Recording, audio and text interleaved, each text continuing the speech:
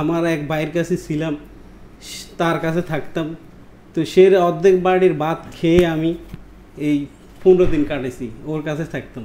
পরে দি স্যার আমার এক দোকানে চাকরি হয়, ওনার আব্বা 3 চিল্লার সাথী যেন শুনছে আমি 3 চিল্লে দিয়ে আসছি, চাকরি নেই, এমনকি বিয়ে ব্যবস্থা ছিল, ওটা বিয়েও ভেঙে দেয়।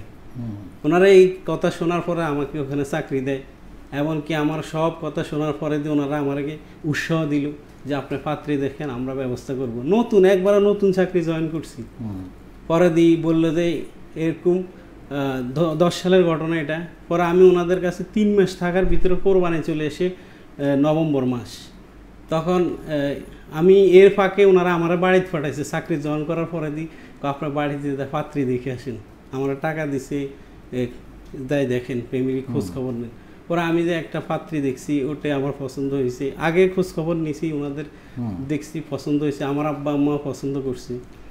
পরে দিই আমার এই দোকানদার ভাইরা শাহাদাত ভাই এবং ইলিয়াস ভাই, ওনারা দুইজন আমাকে ওই সময় আমার বিবের সব কিছু কেনাকাটাকে একটা লাকেজ ভরে দিছে, কসমেটিক্স ব্যাগ সবগুলো দিই, বড় শাড়িটা দিছে, আবার আমার ক্যাশ 20,000 টাকা দিছে।